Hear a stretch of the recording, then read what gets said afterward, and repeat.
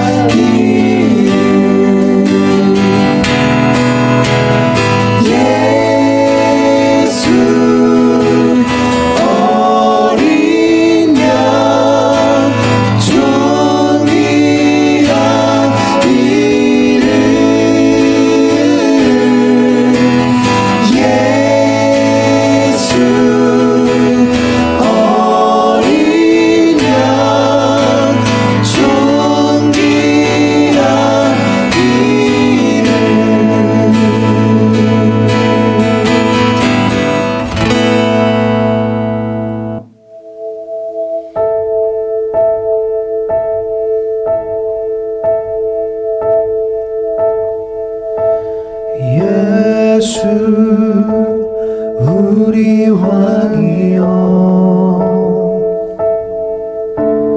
이곳에 오셔서 보좌로 주여 임하사 찬양을 받아 주소서. 주님을 찬양하오니 주님을 찬양하오니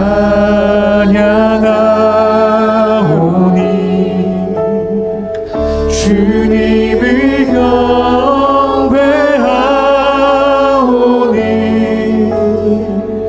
왕이신 예수여 오셔서 좌정하사 다스리소서.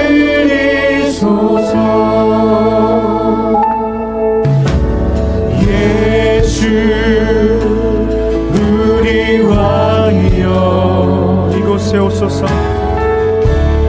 이곳에 오소서. 보좌로 주여 임하사 찬양을 받아 주소서. 주님을 찬양하오니 주님을 찬양하오니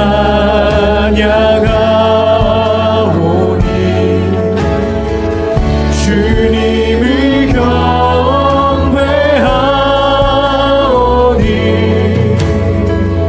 왕이신 예수여 오셔서 좌정하사 다스리소서. 예수 우리 왕이여 예수 우리 왕이여 이곳에 오소서. 이곳에 오소서. 보좌로 주여 임하사 찬양을 받아 주소서. 주님을 찬양하오니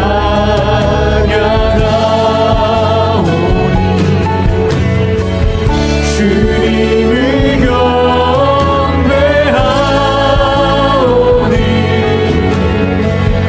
왕이신 예수여 오셔서 좌정하사 다스리소서.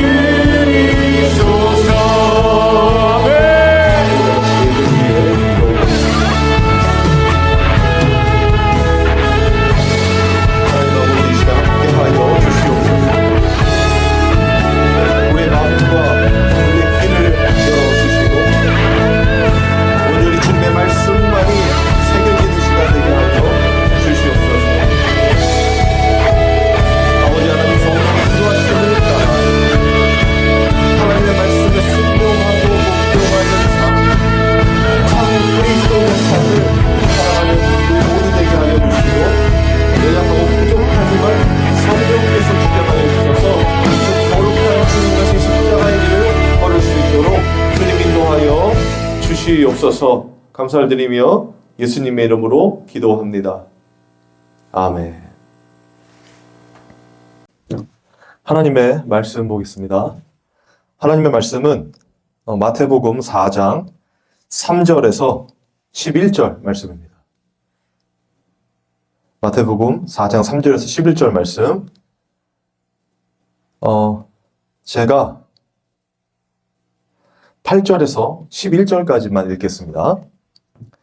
마귀가 또 그를 데리고 지극히 높은 산으로 가서 천하 만국과 그 영광을 보여 이르되 만일 내게 엎드려 경배하면 이 모든 것을 내게 주리라. 이 예수께서 말씀하시되 사탄아 물러가라. 기록되었으되 주 너희 하나님께 경배하고 다만 그를 섬기라 하였느니라. 이에 마귀는 예수를 떠나고 천사들이 나와서 수정드니라.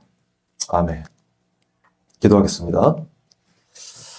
하나님 아버지, 이 시간 주님의 말씀을 전하고 듣기를 원합니다. 성령께서 함께 하여 주시고 온전히 하나님의 말씀만이 들려지는 시간 되게 하여 주시옵소서. 성령께서 주장하여 주시옵소서. 감사를 드리며 예수님의 이름으로 기도합니다. 아멘. 오늘은 예수님의 시험 사건을 좀 더 구체적으로 살펴보겠습니다. 여러분, 먼저 이 성경을 해석하는 방법이 중요하다고 생각을 하는데요. 이런 말씀 들어보셨습니까? 혹시 성경은 성경으로 해석되어야 한다. 그러니까 예를 들어서 구약의 어떤 부분을 해석하려면 약을 알아야 되고요. 또 신약을 설명하려면 이 구약을 알아야 된다는 것입니다. 그냥 어느 한 부분만 띄어서 그걸 가지고 자신이 원하는 식으로 해석하는 그런 방식의 이 설교 혹은 성경 해석은 잘못된 거라는 거죠. 왜냐하면 성경은 하나의 맥락으로 흐르고 있다고 말하고 있거든요. 즉 예수 그리스도, 하나님의 아들이신 예수 그리스도가 누구이신가를, 또 하나님이 하신 그 구원의 은혜가 무엇인가를 설명하는 게 성경이라고 한다면, 그 전체적인 맥락 가운데서 신약을 통하여 예수 그리스도가 이루실 그 구원의 완성, 그렇다면 그 구원은 어디서부터 시작된 것인가? 그럼 구약을 알아야겠죠. 그리고 그 구약에서 하나님께서 이 세상을 시작하면서 당신의 언약을 이루어 가시는 그 사건들을 구약의 이스라엘 백성들을 통하여 보여주시는데, 그건 결국 어떤 사건으로 연결되며 무엇을 말하고 있는가? 그것을 알려면 신약의 예수 그리스도로부터 출발된 그 성령의 역사하심을 알아야 된다는 것이죠. 그러니까 구약이든 신약이든 따로 띄어서 무언가를 설명하는 건 잘못될 가능성이 크다는 거예요. 성경을 해석하는 데 있어서.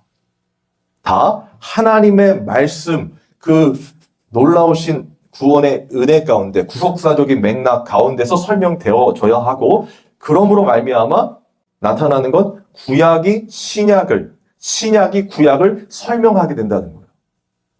여러분, 다 성경 해석은 이 메커니즘 안에서 이루어져야 합니다. 물론 성령의 조명하심을 따라서 말이죠. 오늘도 이러한 관점에서 본문을 좀 살펴보려고 하는데요. 우리가 읽은 이 내용은요, 예수님이 공생애를 시작하는 순간에 겪게 되는 이 마귀의 시험 사건입니다. 그렇다면 이 사건도 구약의 어떤 사건을 연결하여 이해할 수 있겠죠. 그 사건은 창세기 3장에 나타난 이 선악과의 시험, 그 아담의 범죄 사건이라고 할 수 있어요. 먼저 아셔야 할 것은요, 이 성경이 첫 번째 아담과 둘째 아담에 대해 설명하고 있다는 거예요. 간략히 정리해보면 첫 번째 아담, 첫 사람은 누굽니까? 첫 인간, 그 아담을 말하는 것이고요. 둘째 아담은 예수 그리스도를 의미하는 것입니다. 고린도전서 15장 45절에서 47절입니다. 기록된 바 첫 사람 아담은 생령이 되었다 함과 같이 마지막 아담은 살려주는 영이 되었나니, 그러나 먼저는 신령한 사람이 아니요 육의 사람이요 그 다음에 신령한 사람이니라.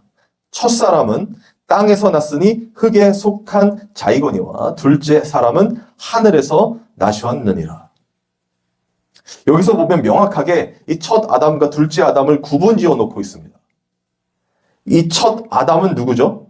육에 속한 자와 육신의 사람인 것을 보여주고요. 그리고 하늘에 속한 자, 둘째 아담이신 예수 그리스도는 성령의 사람, 신령의 사람으로 아담과 이렇게 예수 그리스도의 속성을 분명히 하고 있거든요. 이러한 것을 배경으로 해서 창세기 3장과 오늘 본문 말씀을 좀 비교해 보겠습니다. 먼저 하나님의 말씀을 어기고 선악과를 따먹은 아담의 범죄 사건입니다. 아담은요, 하나님의 형상대로 지음을 받은 첫 사람이었습니다. 그런데 그런 그가 하나님의 말씀을 어기게 되죠. 그런데 그 법을 어길 때 누가 관여하고 있습니까? 뱀으로 표현된 마귀죠. 창세기 3장 4절에서 5절을 제가 읽겠습니다. 뱀이 여자에게 이르되 너희가 결코 죽지 아니하리라. 너희가 그것을 먹는 날에는 너희의 눈이 밝아져 하나님과 같이 되어 선악을 알 줄 하나님이 아심이니라. 자, 여기서 보면 이 뱀이 사람을 유혹하는 장면이죠. 예수님의 시험 사건과 동일하게 이 마귀는요, 아담을 시험합니다. 첫사람을 시험하게 되는 것이죠. 그리고 그 시험에서 아담은 범죄하게 되는 거예요. 어기게 되는 거예요. 여기서 살펴볼 것은요, 이 마귀의 시험이 의미하는 것은 무엇인가라는 점입니다. 5절에 보면 힌트가 있었죠. 그것은 하나님같이 되어 선악을 알게 된다라는 것입니다. 즉 하나님같이 되고 싶은 인간의 욕망이 드러난 사건이라고 할 수 있어요. 그런데 이것만으로는 이 선악과의 의미를 잘 이해할 수는 없습니다. 그저 과일 하나를 따먹었을 뿐인데, 선악과를 따먹지 말라고 했잖아요. 그 과일 하나를 따먹었을 뿐인데 하나님은 왜 그렇게 화를 내시나라고 생각할 여지가 충분하죠. 실제로 그렇게 저에게 질문하는 분들이 종종 있었습니다. 그런데요, 이 사건을 오늘 본문인 마태복음 4장에 가져와서 보면요, 그 의미가 명확해짐을 알 수가 있어요. 첫째 아담을 시험했던 그 마귀는 동일하게 둘째 아담인 예수 그리스도를 시험하고 있기 때문입니다. 마귀는요, 세 가지로 이 둘째 아담이신 예수님을 유혹하게 되는데요. 오늘 본문에 보면요, 돌을 떡으로 만들라는 것, 높은 곳에서 뛰어내리라는 것, 마지막으로 세상의 모든 영광을 줄 테니 자신을 섬기라는 것으로 유혹합니다. 그런데 이 세 가지 유혹을 찬찬히 들여다보면요, 선명해지는 것이 있습니다. 그것은 이러한 유혹이 다 육신적인 인간 혹은 이 땅에 속한 우리와 나와 관련되어 있다는 것이죠. 먼저 돌을 떡으로 만들어 먹으라는 것은요, 어떻게 해서든 자신의 육적인 욕망을 따라 살아가는 것이 인간의 속성임을 상징하는 것입니다. 그래서 삶의 우선순위가 바로 자기 자신임을 폭로하는 의도가 담긴 시험이라는 것이죠. 그리고 높은 곳에서 뛰어내리라는 것은요, 하나님을 자신을 위한 도구로 사용하려는 인간의 탐욕과 관련이 있는데요. 네가 무엇을 하든지 너의 하나님이라면 너를 반드시 도와줄 것이 아니냐라는 것, 즉 하나님도 자신을 위해 존재하는 것처럼 생각하는 잘못된 신앙을 보여주는 것입니다. 그리고 마지막으로 세상의 모든 것을 줄 테니 자신을 경배하라라고 하는 것은요, 모든 인간은 눈에 보이는 이 땅의 가치에 매몰되어서 그것들을 줄 수 있는 우상을 만들어내고요, 결국 자기 자신을 섬기는 자아 숭배자들인 것을 폭로한다는 것이죠. 여러분, 이것이 바로 마귀의 시험이 의미하는 바입니다. 결국 너 자신을 위해 살아라, 너의 삶의 주인은 바로 너다라는 육신적인 것에 대한 유혹이며 폭로라는 것이죠. 창세기 3장에서 첫째 아담은요, 바로 이 시험에서 실패하게 된 것입니다. 그리고 그 실패는 아담의 후손인 우리 모두의 실패가 되는 것이고요. 결국 모든 인간은 다 이 마귀 시험에서 벗어날 수 없는 존재가 되어버린 것입니다. 이것을 성경은 구약에 나타난 이스라엘 역사에서 적나라하게 폭로하고 있죠. 아담 이후로 모든 사람들은 다 결국 하나님을 섬기는 것이 아니라 자기 자신을 섬기는 자아 숭배자들이 되잖아요. 하나님이 택하시고 하나님이 부르시고 하나님이 인도하시는데도 불구하고 그들은 결국 어떻게 됩니까? 하나님의 뜻대로 회개하고 돌아오라는 그 선지자들의 외침을 무시하고 세상을 쫓아갔단 말이에요. 바벨론이나 또 이집트나 이런 세상의 풍요와 번영을 쫓아갔고 그것들을 줄 수 있는 신을 찾았단 말이에요. 결국에는 그 신을 이용해서 자기 자신을 섬기는 자아 숭배, 혼합 숭배자들이 되어버린 것이죠. 하나님이 택한 하나님의 백성이 그렇게 되었다는 것입니다. 그런데 그런 과정이 언제까지 계속돼요? 예수님이 오시기 전, 둘째 아담이 오시기 전까지 계속되죠. 끊임없이 이스라엘 백성은 하나님을 배신하고 하나님을 떠나는 죄인의 모습으로 드러나게 되고요. 하나님의 아들이신 예수 그리스도가 오셔서 둘째 아담으로서 어떻게 해요? 첫째 아담이 자신의 뜻대로 하나님처럼 되어 자신의 인생을 살아가는 죄인의 그 멸망의 삶으로 가는 것에서 둘째 아담이신 예수 그리스도가 그것을 끊어내시고 오늘 마귀의 시험에서 보여주는 것처럼 어떻게 해요? 하나님께 전적인 순종과 복종으로 나아가는 진짜 하나님의 사람들, 이 사람의 존재의 목적, 하나님의 백성이 어떤 자들임을 보여주신다는 것입니다. 마귀의 시험에서 어떻게 해요? 이기시는 모습을 보여주시는데 그것이 오늘 본문이라는 거예요. 오늘 본문에 보면 예수님께서 그 마귀의 시험을 이기시면서 무엇을 가지고 어떤 것으로 그 마귀의 시험에 대처하셨냐? 바로 첫째 아담이 지키지 못한 하나님의 말씀으로 그 시험을 이기게 된다는 것입니다. 제가 그 의미, 이 4절과 7절과 10절에 이 세 가지 시험에 대한 예수님의 답변이 나오거든요. 그걸 의역해서 같이 좀 설명드려 볼게요. 4절에서 마귀가 돌을 떡으로 만들어 먹으라고 했을 때 그 답변입니다. 4절이요. 예수께서 대답하여 이르시되 기록되었을 때 사람이 떡으로만 살 것이 아니요 하나님의 입으로 나오는 모든 말씀으로 살 것이니라 하였느니라 하시니. 예수님의 답변이셨습니다. 이걸 의역하자면 이렇게 됩니다. 즉 사람은 있잖아. 자신의 욕심과 욕망을 따라 사는 자들이 아니라 하나님의 입으로 나오는 말씀을 따라 살아가는 존재야.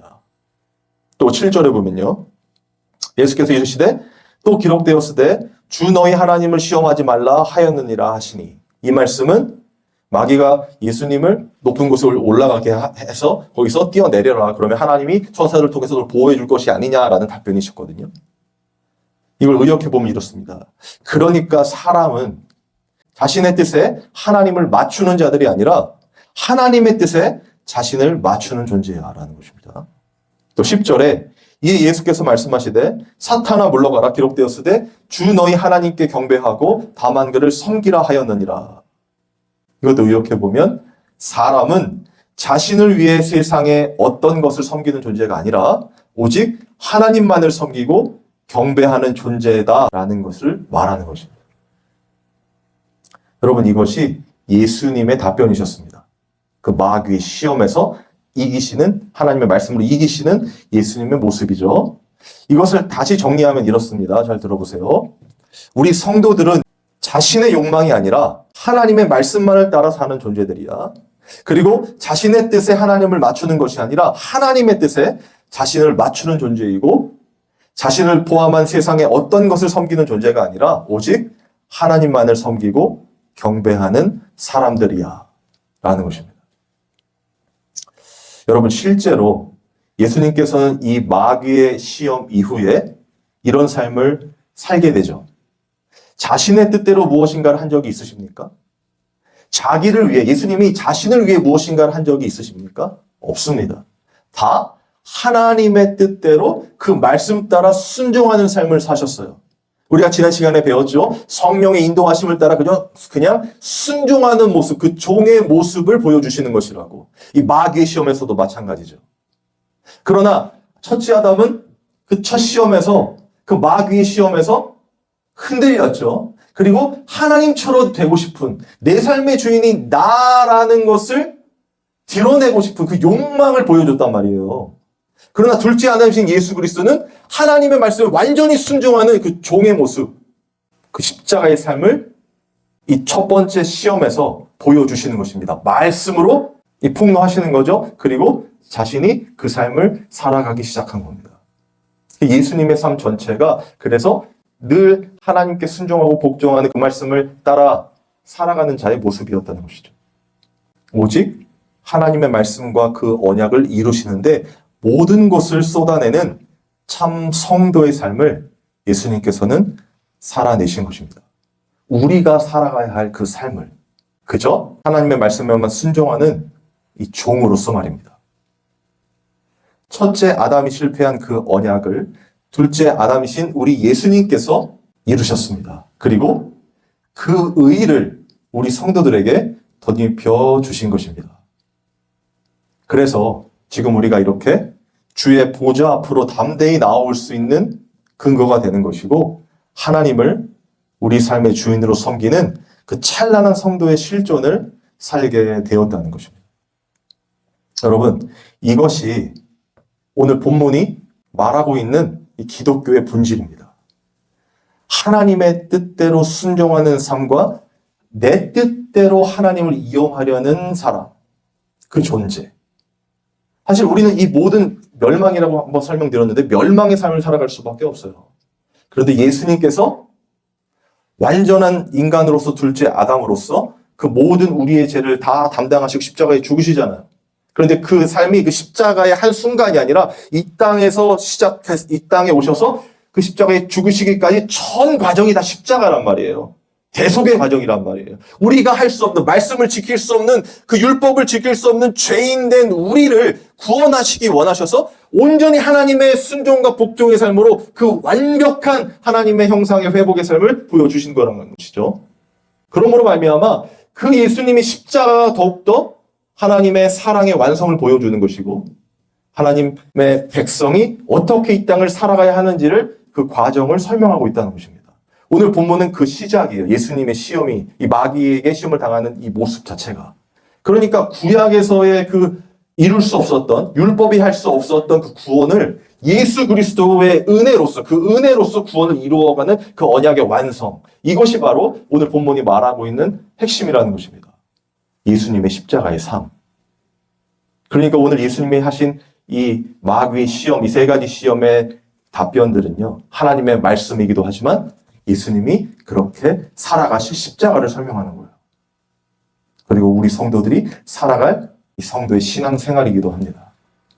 저는 저와 여러분이 성령에 이끌리셔서 방요로 나아가 40일 금식하신 이후에 받으신 이 시험의 사건이 진짜 우리의 신앙생활의 시작과 끝이 되는 그 십자가의 삶이 되었으면 좋겠어요. 우리는 절대로 이런 삶 살 수 없잖아요. 아담의 후예이기 때문에, 죄가 있기 때문에, 욕심이 있기 때문에 절대로 하나님께 순종하고 복종하는 삶을 살 수 없다는 말입니다. 그래서 예수님이 이 땅에 오신 것이고, 둘째 아담으로서 그 하나님의 말씀을 다 지키신 거란 말이에요. 순종하고 복종하신 거란 말이에요. 그 십자가의 삶을 이제는 우리가 사는 것입니다. 이미 사신 그 은혜, 그 의를 입었지만 이제 이 땅에서 그것을 믿음으로써, 그 의로써 그 십자가의 삶을 순종의 삶으로 살아가게 되는 것이죠. 안 되더라도. 왜? 예수님이 이루셨으니까.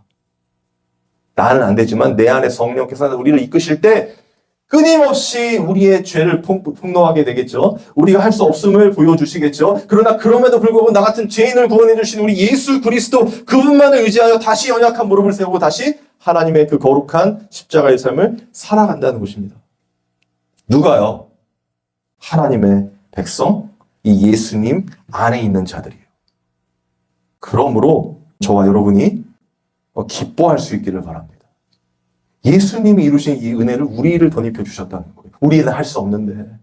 아담도 못했잖아요. 첫 아담, 죄가 없던 아담도 못한 일입니다. 하나님 말씀을 순종하는 건 아담도 못한 일이란 말이에요. 그런데 우리는 하게 된다는 것입니다. 왜요? 예수님이 하셨기 때문에.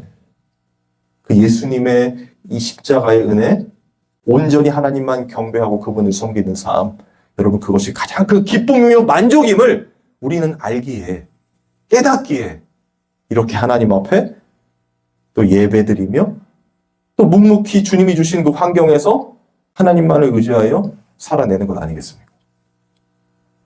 이런 하나님의 사랑이 우리가 살아가는 이 모든 순간에 큰 기쁨과 만족과 힘이 되기를 주님의 이름으로 소망합니다. 찬양하고 기도하겠습니다.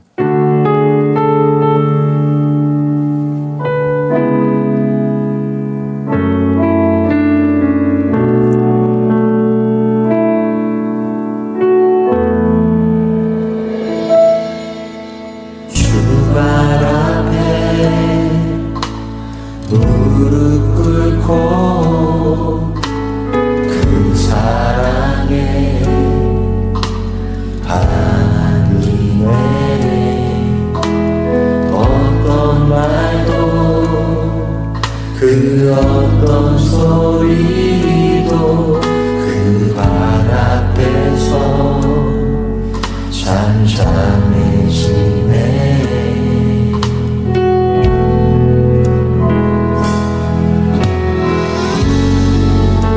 주 나의 사랑